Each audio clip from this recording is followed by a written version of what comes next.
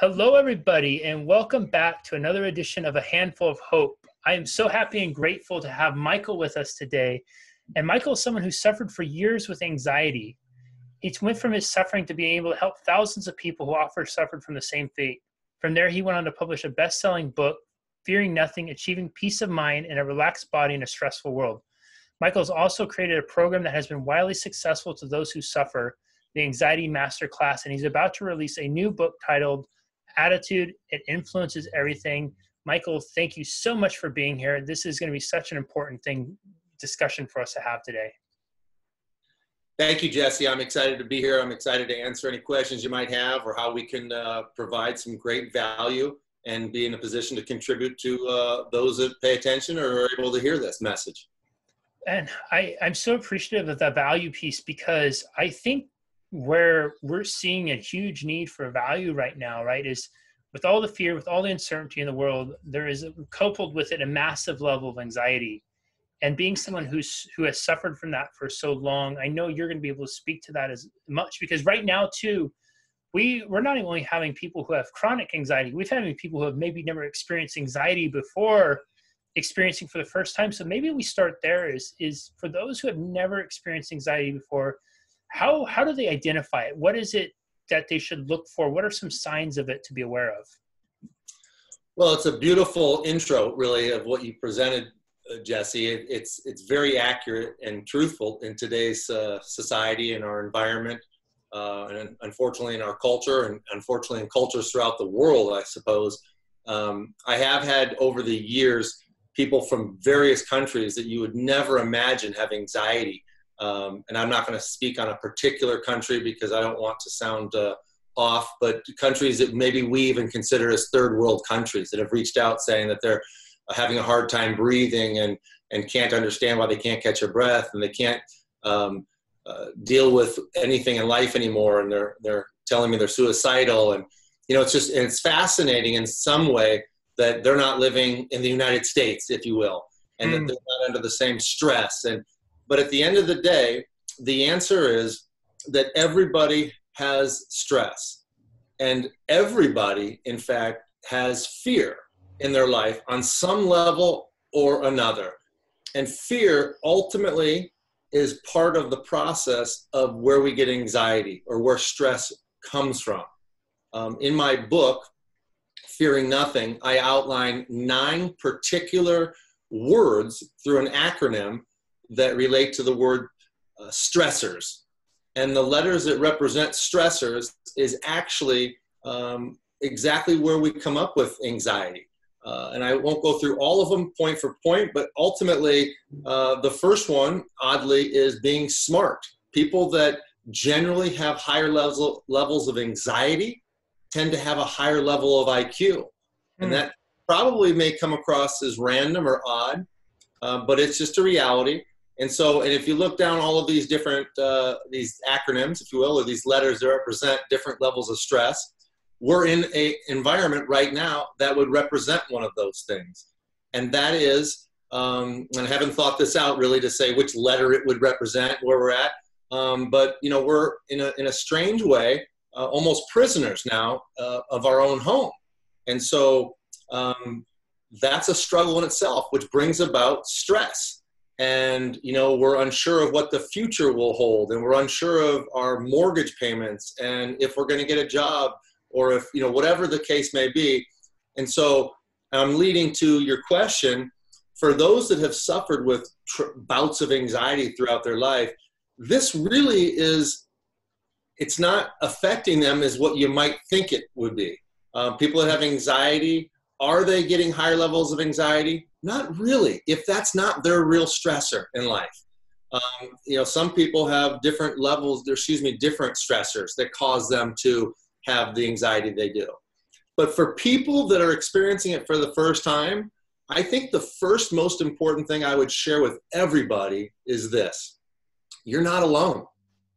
Millions upon millions of people right now are experiencing exactly what you're experiencing, which is higher levels of stress, higher levels of anxiousness, things that you've never felt before, like not being able to catch your breath, or you have a mind that's wandering and you can't keep up with your thoughts.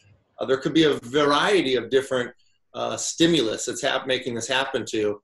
But at the end of the day, you're not alone. There are literally millions of people, and it's exploding with people having anxiety because it's just an area we're not used to being a part of, I suspect. I'm wondering if we can dive into that a little bit, Michael. And the reason being is I read an article. You and I were talking off camera. I have quite a few different hypotheses about some of the other fallout pieces of everything going on right now. And one of them I've been very curious to see, and this was the first article I read to support this, is how with people being home, being like the prisoners, if you will, in their own home, you have this whole group of people who may be experiencing high levels of stress and anxiety in a magnified way for the first time.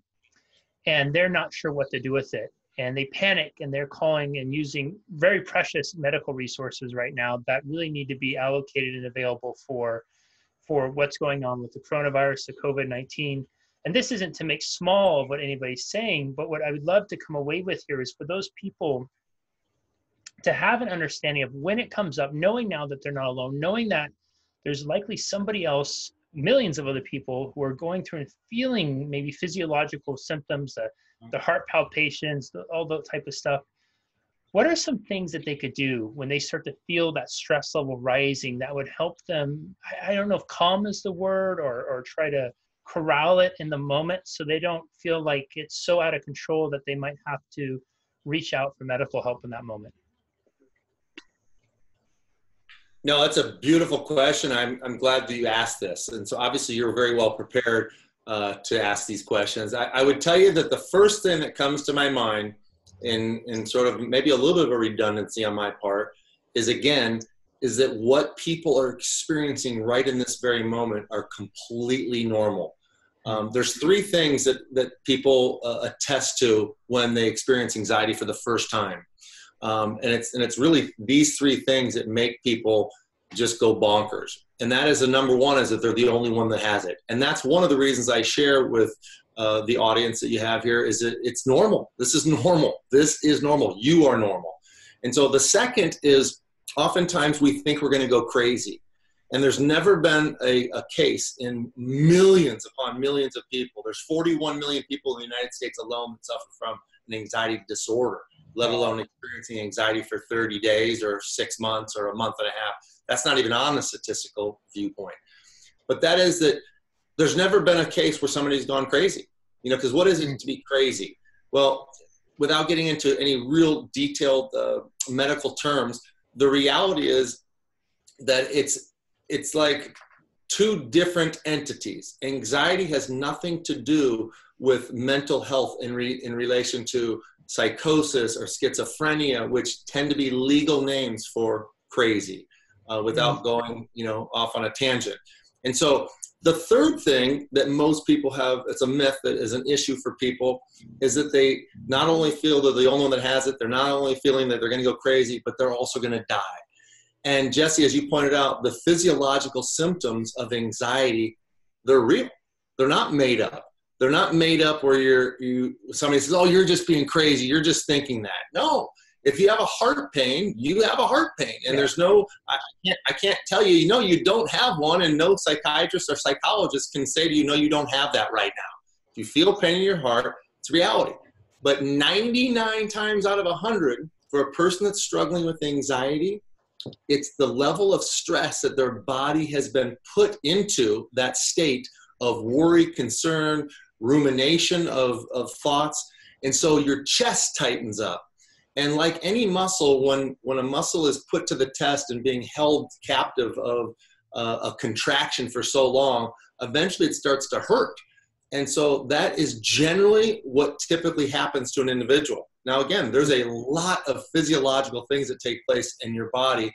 And ultimately, they're all great signs. And people, and myself included, forgot this when I was experiencing with high levels of dealing with anxiety. And I was actually trapped in my own home without a COVID-19 issue. I couldn't get out because of my fears. But here's what I will tell you is this: our bodies are miraculous. Our bodies give us signals that we've gone past or beyond what we should be going past or beyond. And it's allowing us to know we've got to make some changes. And so you might be thinking, oh, well, come on, I can't make changes now. Well, you can. And to Jesse, your point precisely, exercise is 25% of the cure of having less stress in your life, in your body. And there's so much, and we can talk about it if you like, but there's so much importance of what exercise actually does for your body. But that's the first one. That would be exercise, exercise, exercise. People ask, well, what exercise? And I've always been clear about this. It does not matter. It's whatever you like to do, because that's the one that you're probably going to be doing the most of. And that's the name of the game. The second thing I would share with you, since we are asking for some techniques or at least some strategies or something, and it seems so simple, and I've heard so many times people will blow me off, so to speak, about this particular technique, and that is breathing. You see, we all undervalue breathing. But I once read something, and I quoted in my book, that the closest link between our mind and our body is our breath. That's the closest link. Think about it. Here's our brain, here's our mind, and here's our body, and the breath runs right between the two. And so whatever our thoughts are, we have the ability to use our body to slow our mind and our thoughts down by our breathing techniques.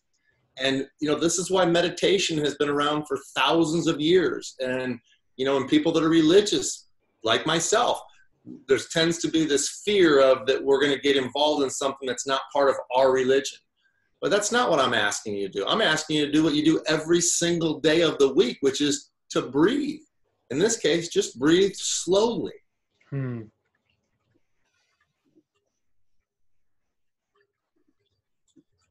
my personal experience, I found that my success rate in working through anxiety in the moment, those nights where it wakes me up in the middle of the night, heart's going, got the clammy feeling, your brain's racing, and you feel like it's, you're going to have, it's like you're going to reenact that scene in Aliens where it's coming out. I have found 100 times out of 100 that being just conscious of my breath has a much higher success rate than me trying to think it out. And I feel like a lot of times, right, what we'll try to do is we lie there and we try to think it out. We try to rationalize it, or we try to negotiate with it. And it seems like such a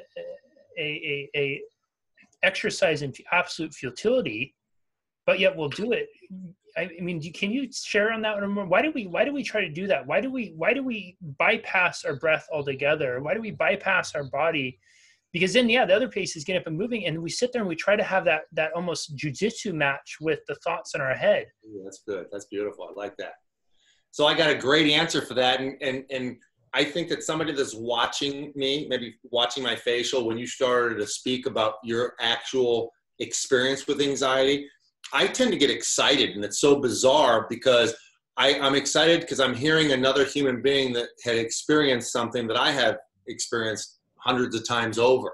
And so, I'm all excited because I know how to fix it now. I know how to get rid of it now, and I know how to eliminate it. And so if you ask, what do I need to do exactly? What can I do exactly? I'll be just all over you. So this is what we do. And so I just get excited, but you have a great point. We have amazingly powerful brains. Remember what I said earlier in this interview was that S is for smart, which means that typically people that experience anxiety have a higher level of IQ. So what does that mean? Well, one of the things is that a higher IQ allows you to identify problems and be able to solve them. But we also have the opportunity to look at the other side of things, which can be great in some ways, but it can also poorly serve us in other ways. If we become negative and we start looking at, well, what if everybody gets COVID? What if everybody starts getting sick? What if my son who was out yesterday brought it into the house with our young baby or whatever? You see, our minds are so powerful. And so we can lose sort of control of them. And so one of the first things I would share with the viewers is that thoughts are merely suggestions. You see, every single thought we have is just a suggestion. It is not a statement of fact. It's not a reality until we act on these suggestions. And so back to our earlier statement, we talked about being crazy or not being crazy. See, people that have a tendency to fall into that crazy category, they don't squirt adrenaline when they have a scary thought. They act on that thought. But somebody that experiences anxiety and they have a bad thought, we've all had bad thoughts. Sometimes we've had crazy thoughts. But a non-crazy person will immediately squirt adrenaline in their body saying, oh my God, why did I have this thought? I should have never done that. That was crazy. I'm crazy. What's wrong with me? And we go down this path of all of a sudden we're concerned that we're not healthy. But that actual event is perfectly healthy. That's exactly the way we're intended to perform and to outthink it. To your point specifically, Jesse, you mentioned this concept of us battling. Do you realize, and most people do not, I read over 106 books in the first 18 months after I had experienced my second anxiety attack. First one, I was like, oh my gosh, what happened? Kind of got through it. When it happened again, I was like, okay, I got a problem now. Something's wrong with me. I can't live this way. I can't have a job this way. But what I realized with all of that information out there, that a lot of the books did not teach effective management of anxiety. It actually was teaching us to fight that anxiousness, just like you suggested. Why are we, having this and we're fighting? Well, guess what anxiety is? It's fighting. Anxiety is fighting.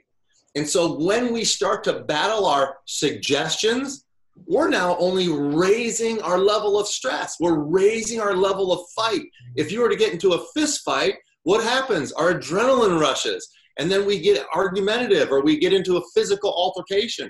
What happens when you get into an argument with a spouse or a friend? Your voice raises, your adrenaline gets more aggressive. Everything is intense. And the truth is, the way to handle anxiety is to accept it, is to be able to say, oh, that was an interesting thought. Wow, that was fun. I've never had that thought again. You see, it's how we react to the thoughts that we are provided that give us the ability or the lack of ability to manage our stress. Does that answer the question, or at least directly share with you the concept that we are fighting rather than accepting? Yeah, and I find it absolutely fascinating to think about that. In all the books, they're always teaching to wrestle with it, to fight with it, as opposed to.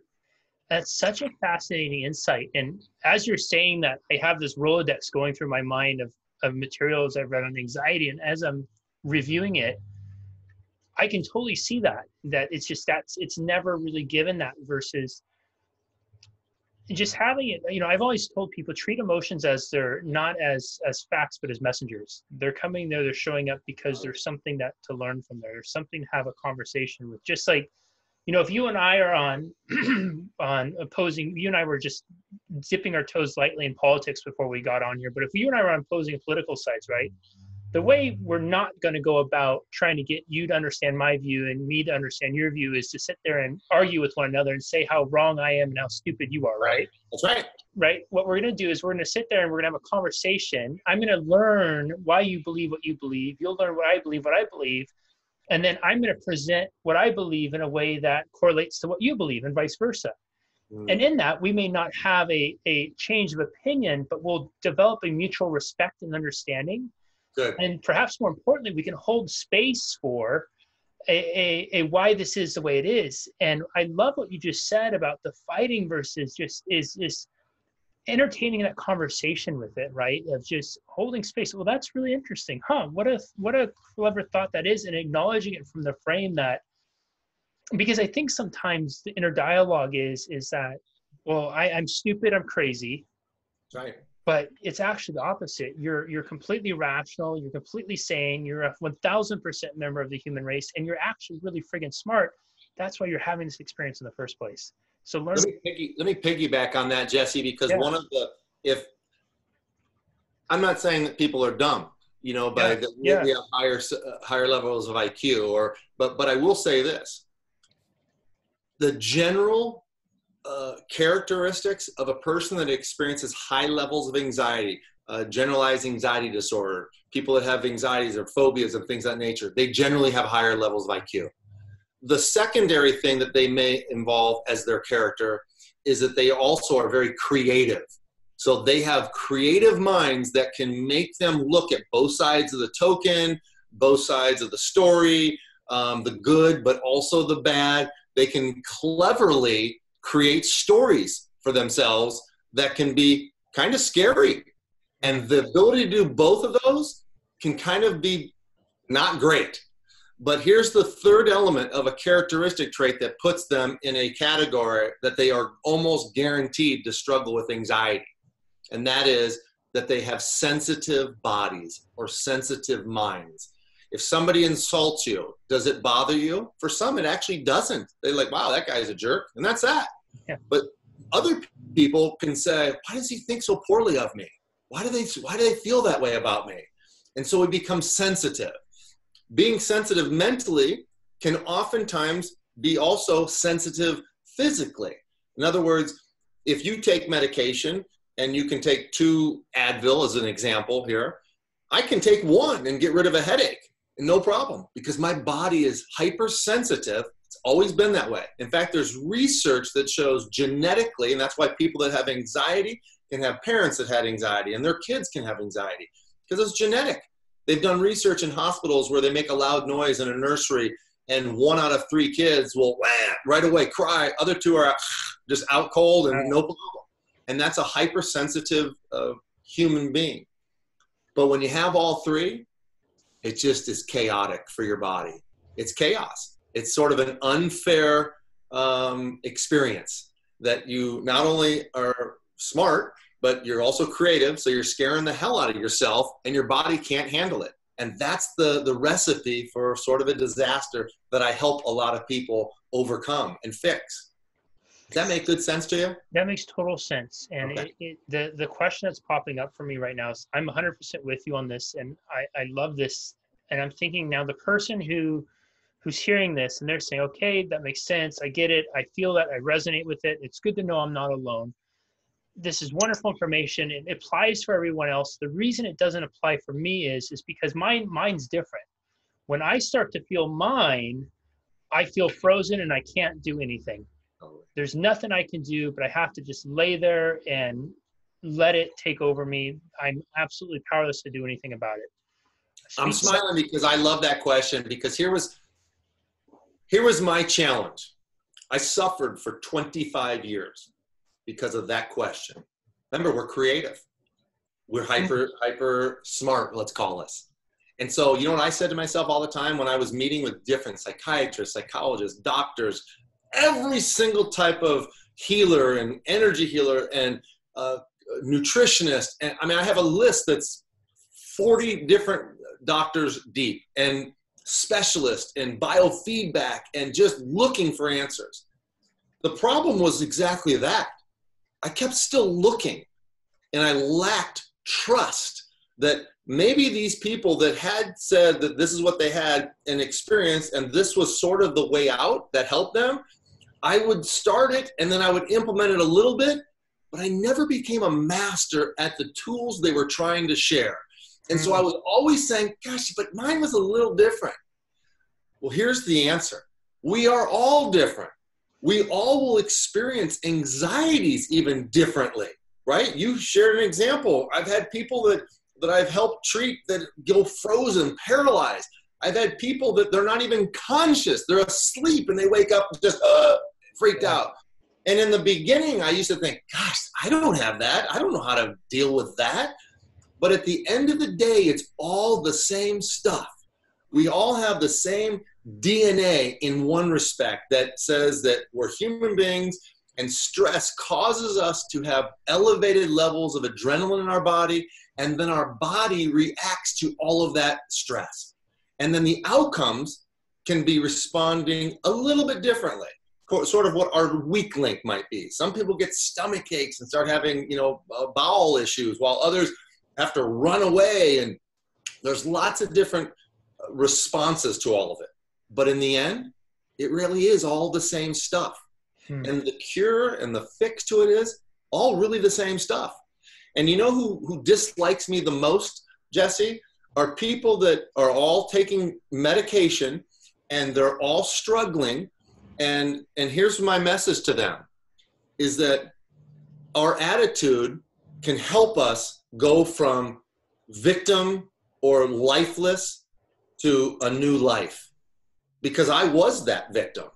I was that lifeless, where I had the choice of taking the positive approach or the negative approach. And time again, I kept on taking the negative approach, but not even actually realizing it was a negative approach.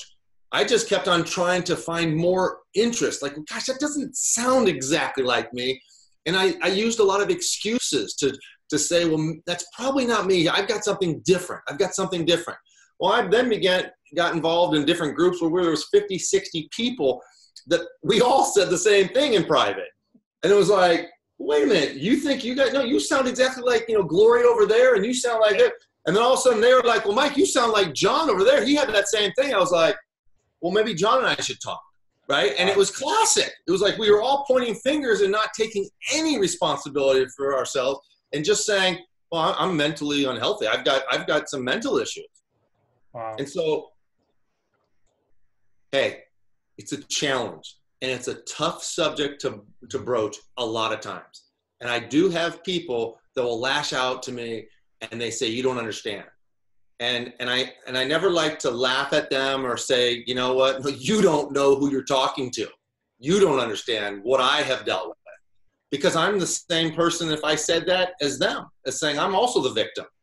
Because I still have that option. I still have that choice. If I want to go down that path and say, this is me, I can. Or I can go down the path that I'm currently choosing, which is, no, well, this is me.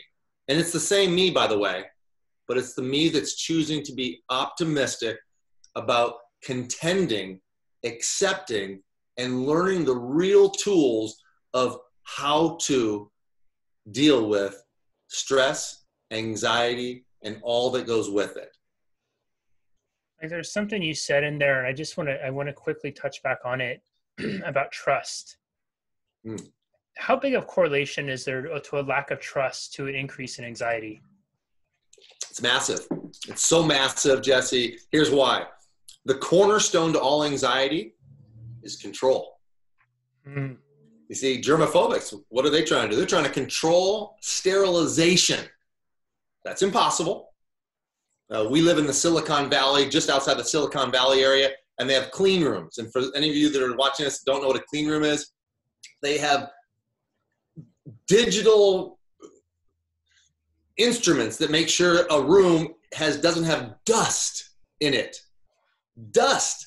And that's a nonstop, all the time process. And so we can't control things. We can't control anything. There's so little we control. In fact, my theory is the only thing that we have any control over is our one little teeny opportunity to go this way or that way by our decision of being positive or negative. And I know that sounds so narrow-minded in some ways, but it really is the difference of it. So control is the cornerstone of all anxiety.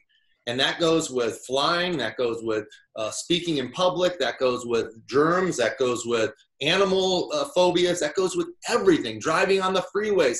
Every detail of people that experience mental health issues with regards to fear, it's all control.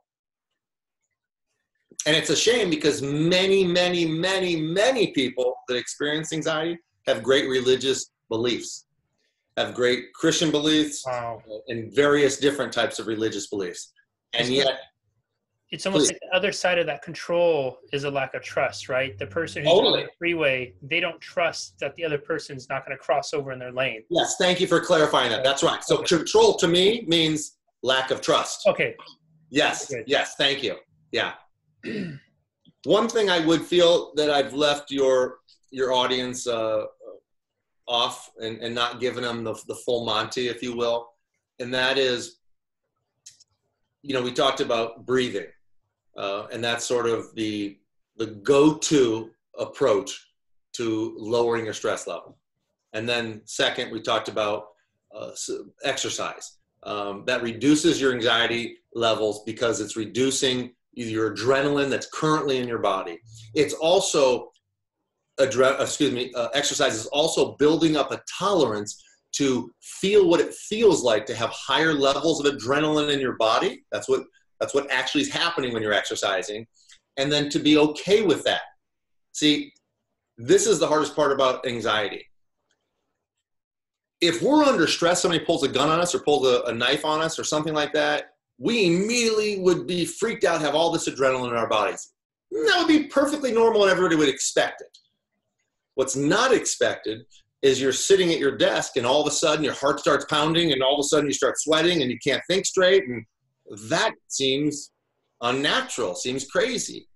But that's the power of our mind, and that's also the power of my subject, and that is that we have not been taking care of our body through exercise. So when you get that racing heart, the normal average person would say, huh, that was weird. The normal average anxious person would say, oh my God, am I having a heart attack?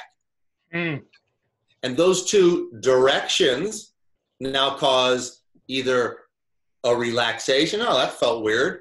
That felt weird statement means calm down. Nothing's wrong.